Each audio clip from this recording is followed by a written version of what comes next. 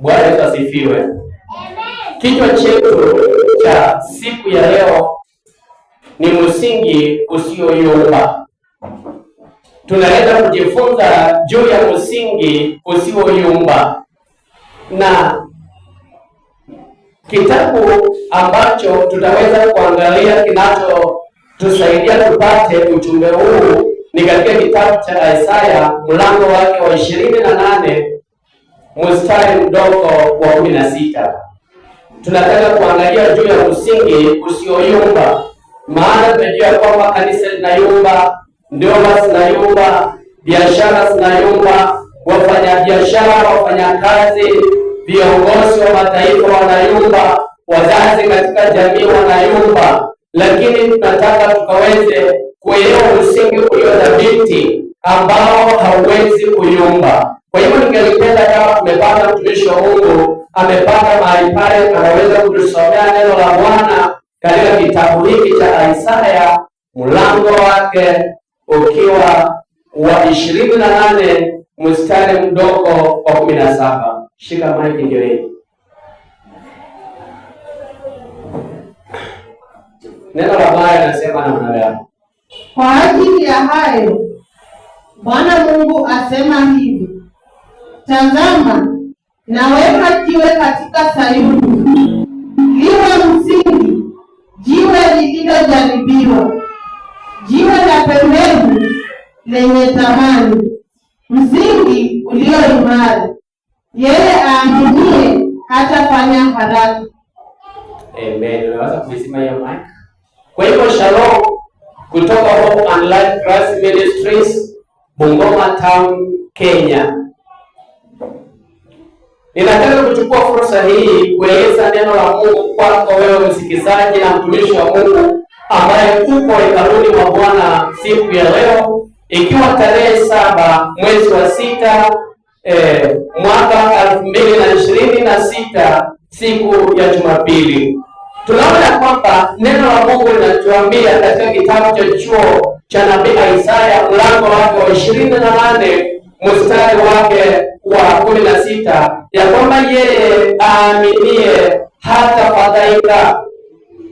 Maana kuna msingi ambao Bwana ameweka katika Sayuni, msingi ambao ni Yesu Kristo, msingi ambao Mkristo kamili anapomwamini na kumtegemea Yesu, Biblia inasema kwamba hatafadhaika.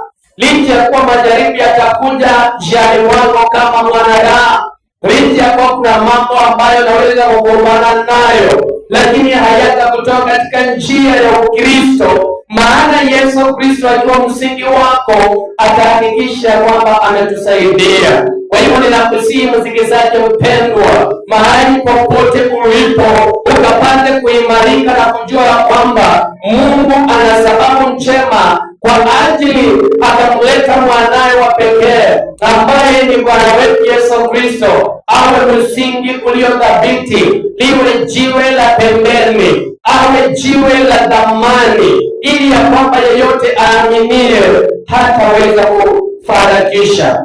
Ama dhoruba inapokuja katika maisha yako, wewe pamoja na mimi hatutafadhaika. Kwa hivyo unaona kwamba Mungu mwenyewe ndiye anayeweka msingi katika maisha yetu.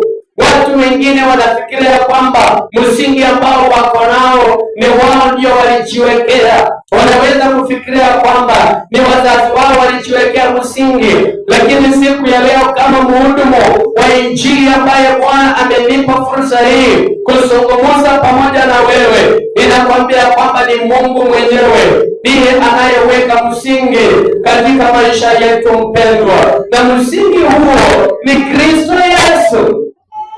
Watu wengi wameweka misingi yao katika vitu ambavyo ni vya anasa. Watu wameweka misingi yao katika ulevi. Watu wameweza kuweka misingi yao katika uchawi. Watu wameweka misingi yao katika ushirikina, katika ibada za sanamu. Watu wameweka misingi yao katika fedha na dhahabu walizonazo, lakini tunaona kwamba msingi ambao tunauhitaji ni Yesu Kristo. Maana Yesu akiwa ndiye msingi wetu, hata kama mvua itaweza kutunyea, hata kama itakuwa ya mawe, hata kama itakuwa ya gharika, bado tutasimama mpendwa. Kwa hivyo naona ya kwamba jiwe lililojaribiwa, Yesu Kristo ni jiwe lililojaribiwa. Yesu aliishi katika ulimwengu huu, alijaribiwa katika mambo mengi, lakini naona ya kwamba yeye aliyeshinda. Kwa hivyo ndivyo na pointi tatu za ujumbe huu. Pointi ya kwanza ambayo inataka kunena na wewe mwana wa Mungu, ambaye siku ya leo Bwana amekuleta katika ibada hii,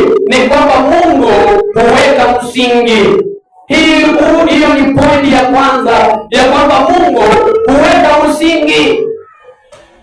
Kwa hivyo naona ya kwamba wewe pamoja na mimi, Mungu akituwekea msingi, sisi tuko imara.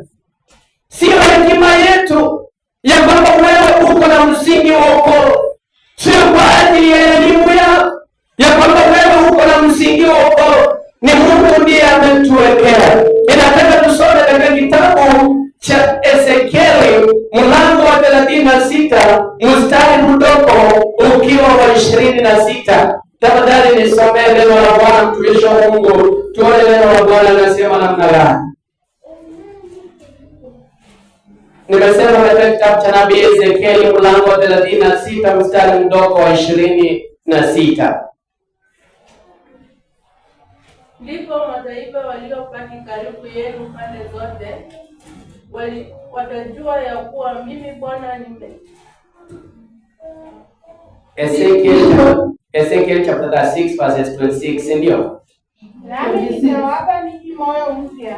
Nami nitawapa nyinyi moyo mpya. Nami nitatia roho mpya ndani yenu. Nami nitatia roho mpya ndani yenu. Nami nitatoa moyo wa jiwe uliomo ndani ya mwili wenu. Nami nitatoa moyo wa jiwe uliomo ndani ya mwili wenu. Nami nitatia roho yangu ndani yenu. Nami nitatia roho yangu ndani mwenu. Bwana Yesu asifiwe. Kwa hivyo tunaona ya kwamba Mungu wetu ni mwaminifu. Anatuahidi kutupa roho mpya. Roho mpya ambayo Bwana anatupatia, tunaona ya kwamba inaleta tumaini. Ninajua kwamba kuna mpendwa mahali amepoteza tumaini. Ni kwa sababu ya hali ngumu ya maisha. Ni kwa sababu huduma yake haiendi vile alikuwa ametarajia. Ni kwa ajili ya watoto wake sio venye alikuwa ametarajia ya kwamba wataweza kuenenda katika msingi huu. Ni kwa sababu ya changamoto za hapa na pale.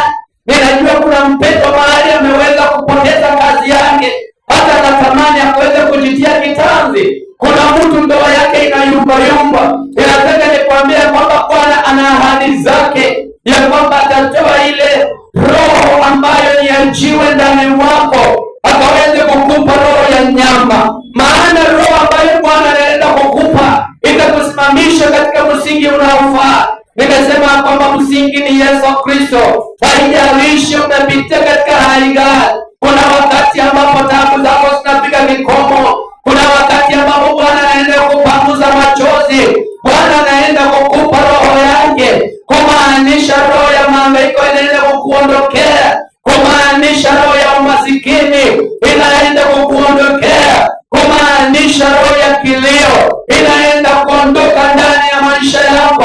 Kwa hiyo najua kwamba Mungu wetu yeye ni mwaminifu, ahadi zake ni za milele. Alimwahidi mtumishi wake Ezekieli, vivyo hivyo hata pia nasi siku ya leo tunaona ya kwamba Mungu wetu anatuahidi kutumbia roho safi, moyo mpya, moyo unaopondeka na kuvunjika mbele zake. Kwa hivyo pointi ya pili ambayo nataka kuzungumzia ni kwamba jiwe lililojaribiwa, Yesu akiwa jiwe lililojaribiwa. Kwa hivyo naona ya kwamba dhoruba zinakuja ndio, lakini msingi ukiwa imara hauwezi kuvunjika. Inataka tuangalie katika kitabu cha nabii Ezekieli mlango wake ukiwa 22 mstari mdogo wa 30. Ezekiel chapter number 22 verses 32. Inasema namna gani? Nami nikatafuta mtu miongoni mwao atakaye litengeneza boma na kusimama mbele zangu mahali palipobomoka, kwa ajili ya nchi nisije nikaiharibu, lakini sikuona mtu. Amen. Bwana Yesu asifiwe.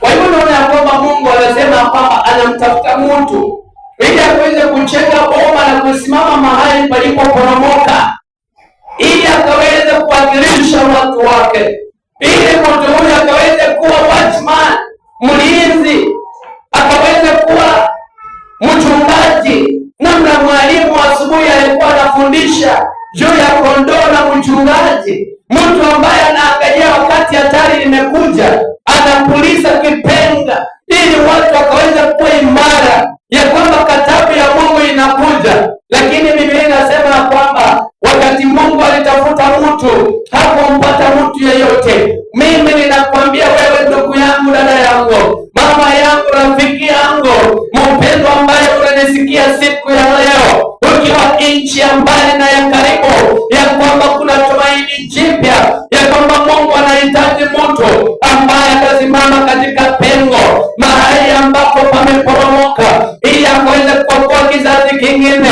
Maana katabu ya Mungu inakuja, katabu ya Mungu inakuja kwa waovu, katabu ya Mungu inakuja kwa wale ambao wamekataa kutubu na kuokoka. Maana mnajua kwamba Yesu Kristo yuaja, yeye yu njiani, anakuja kulichukua hekalu lake. Ingelikuwa vyema wewe, ndugu yangu, ambaye umekatalia katika anasa ya dunia, ambaye umekatalia katika mambo yanayopita na wakati, ukaweze kukubali wito wa Bwana, ili ukaweze kusimama katika pengo kwa ajili ya watoto wako, kwa ajili ya jamii yako, kwa ajili ya familia yako, kwa ajili ya taifa lako. Maana Mungu anatafuta mtu mmoja peke yake atakayesimama katika pengo. Kwa hivyo kipengele cha tatu ni kwamba hatafadhaika. Mtu ambaye amesimama katika msingi wa Bwana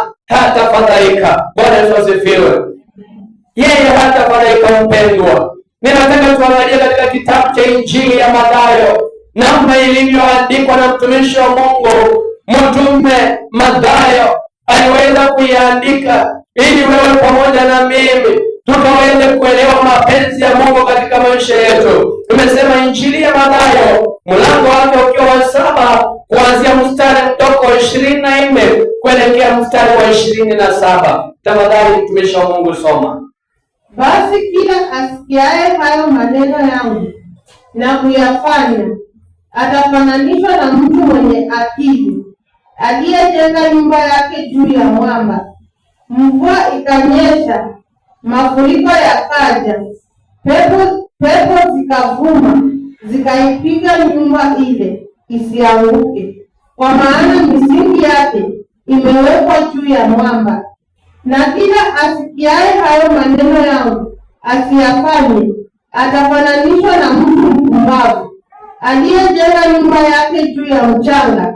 Mvua ikanyesha, mafuriko yakaja, pepo zikavuma, zikaipiga nyumba ile ikaanguka, nalo anguko lake likawa kubwa.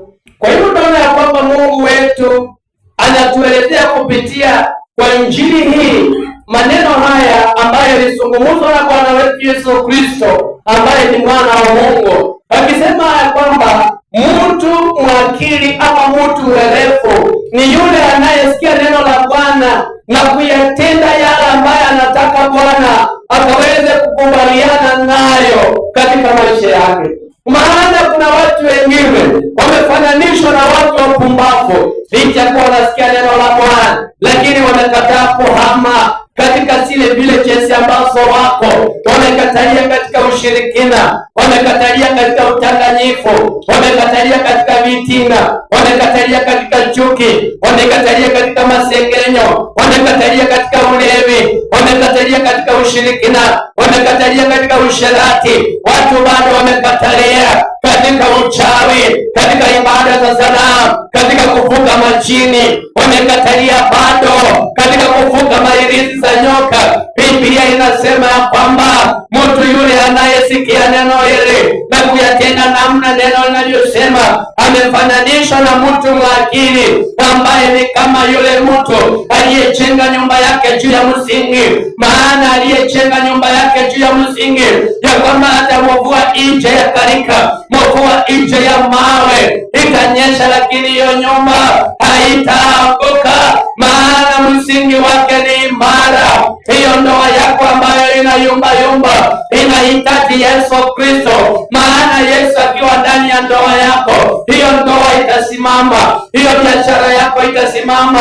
wale watoto wako watanawili, hiyo kazi yako ya mikono unayoifanya itabarikiwa, hiyo huduma ambayo unang'ang'ana nayo itabarikiwa. Wewe kiongozi ambaye uko kwa ofisi lakini unaona ya kwamba ofisi imekulemea, mjaribu kumkaribisha Yesu katika maisha yako, hiyo ofisi yako itakuwa na amani. Kwa hivyo naona ya kwamba mpendwa, kuna watu wawili ambao Bwana wetu Yesu Kristo ametolea mifano juu yao, mtu mpumbavu na mtu mwenye akili. Tunaona ya kwamba mtu mwenye hekima anapochenga nyumba yake itasimama, lakini mtu mpumbavu anapochenga nyumba yake kwenye mchanga, ya kwamba wakati mvua inakuja, wakati dhoruba inakuja, wakati majaribu yanakuja, haitastahimili hiyo nyumba itaanguka. Tunaona ya kwamba mwanguko wake ni mkubwa mno. Inajua kwamba mtazamaji mpendwa, haijalishi uko mbali gani, lakini Bwana amenipa tumaini siku ya leo nikaweza kuambia kwamba ndio kuna mambo ambayo yanakutesa katika maisha yako. Ndio wewe ni mtu msomi, umesoma ya kutosha,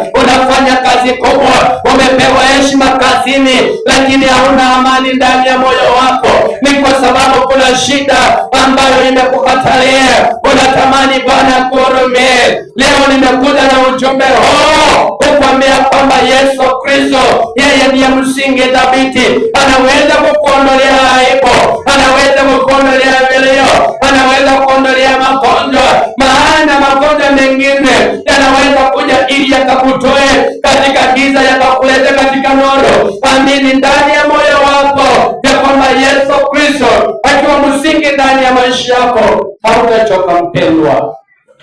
Kwa hivyo kama umechoka na maisha, ninataka nikwambia kwamba usikate tamaa, usiende kujitumbuiza kwenye shimo ama kisima cha maji ama kujitoa uhai. Wewe endelea kumngojea Mungu, maana Mungu ndiye aletaye suluhisho, anaweza kuyabadilisha maisha yako. Je, wewe una wasiwasi katika maisha yako? Ninaona ya kwamba kuna mtu ana wasiwasi, hajatulia, hata kama hapo mahali fulani haamini ya kwamba hapo mahali anafaa kwa mahali pale. Ninataka nikwambia kwamba hiyo wasiwasi ondoa ndani ya maisha yako, ondoa ndani ya moyo wako, na Mungu naye atakusaidia. Bwana Yesu asifiwe. Amen. Unahisi maisha yako yameporomoka?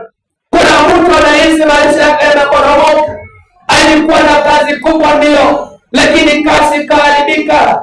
Ulikuwa na pesa mingi ndio, lakini magonjwa yakakula pesa zako. Ulikuwa na kila kitu cha kujifunia, lakini leo umebaki na kilio. Bado kuna tumaini ya kwamba mti ukikatwa utajibuka tena kwa harufu na kwa manukato ya maji. Ninanena na kanisa siku ya leo ya kwamba kama una shaka, unahisi maisha yako yamepomoka, bado kuna tumaini. Haleluya.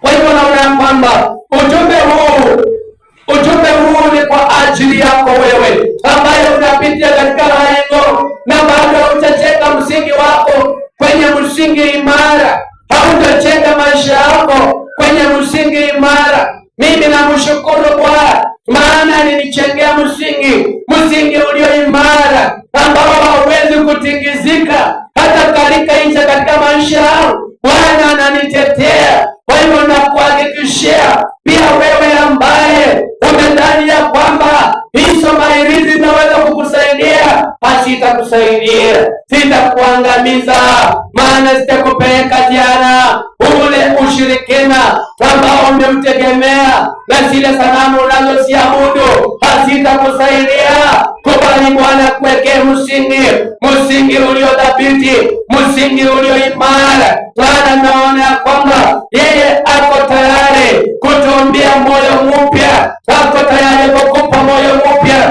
mpya na roho mpya, ili usimame imara wakati dhoruba zimekuja. Usiangalie magonjwa ambayo yanatesa mwili wako, muangalie Yesu Kristo anayeweza kuyaponya. Usiangalie njaa ambayo imekulemea, muangalie Yesu Kristo anayeweza kuleta vyakula ndani ya maisha yako. Muangalie yeye aliye na suluhisho katika maisha yako mpendwa, maana ninajua ya kwamba Mungu wetu ni mwaminifu kila wakati.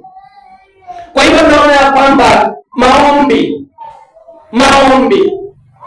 Bwana niondoe kwenye mchanga, niwe juu ya Kristo. Ninaomba ya kwamba Bwana akuondoe kwenye mchanga. Wewe umeishi mahali pale chini, umetaabika, umejidharau, umeona hata watu wa familia yako wamekudharau, ni kwa sababu ya udhaifu ulionao. Ninaomba ya kwamba Bwana akaweze kukusaidia na kukutoa pale kwenye mchanga, ili akuweke juu ya Yesu Kristo, maana Yesu ni msingi. Ukisimama juu ya Yesu, ukijenga nyumba yako juu ya Yesu, ukitafuta mali ndani ya Yesu, wewe nataka nikwambie ya kwamba maisha yako yatakuwa na raha mstarehe, utafurahia nyakati zote, naye atakupigania kwa kila jambo. Kwa hivyo hilo ni ombi langu mpendwa. Kwa hivyo nawasihi wote ambao umesikia ujumbe huu siku ya leo ya kwamba Mungu wetu anawapenda. Nitaendelea kuhubiri injili hii katika ibada zote ambazo zitakuja mbele zetu. Wewe kitu ambacho natakikana kufanya ni kwamba ushare ujumbe huu na mtu mmoja anayehitaji nguvu leo, maana kuna mtu mahali anatamani kupata nguvu, anaweza kuporomoka katika maisha yake, anahitaji mtu wa kumtia moyo. Kwa hivyo wewe kuweza kushare ujumbe huu na mtu mmoja mahali ambapo ako, maana najua kwamba baada ya kutizama video hii kwenye YouTube unaona ya kwamba imekujenga, unaona ya kwamba injili hii imekuwa ya baraka. Jaribu namna uwezavyo ukaipitisha na hata kwa mpendwa mwingine, maana bado kuna mtu anahitaji akaweze kusaidiwa na Mungu. Kuna mtu bado anahitaji akaweze kupata msaada wa Mungu namna wewe umeupata siku ya leo, maana kuna uwezekano ujumbe huu uwe ufunguo wa mpendwa ambaye anapitia katika hali ngumu katika maisha yake. Mungu akubariki sana mpendwa, wewe ambaye umenifuatilia, wewe ambaye umekaa chini ya injili ya siku ya leo kwa sababu ya kutaka kumpata Mungu akaweza kusaidia. Kwa hivyo naona ya kwamba unaweza kuconnect pamoja nasi, pamoja nasi. Ninataka nikuulize swali wewe msikilizaji ya kwamba je, umebarikiwa? Bwana Yesu asifiwe.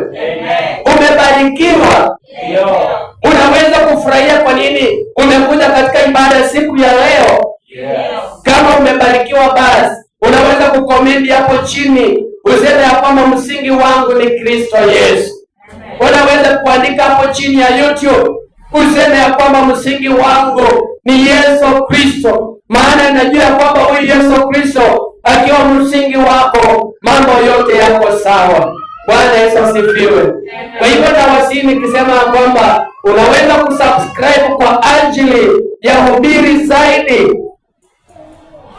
za kujenga kiroho kila wiki. Unaweza kusubscribe mpendwa. Umeweza kuangalia mahubiri haya ya mtumishi wa Mungu Apostle Moses. Umeona ya kwamba yamekubariki. Ninakuomba ya kwamba kuweza kusubscribe kwa hii YouTube ili ya kwamba ukaweze kuendelea kubarikiwa, maana injili hii itakuwa kila wiki, utakuwa unapata baraka za Bwana. Sisi tuko hapa katika mji wa Bungoma, kanisa likiwa Hope and Life Christ Ministries, na nambari ya mtumishi wa Mungu Apostle Moses Masinde for Revival ni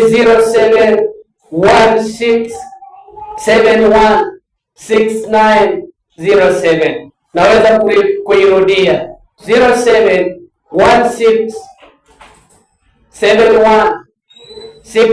0716716907. Mungu akaweza kubariki sana katika jina la Yesu Kristo Nazareti.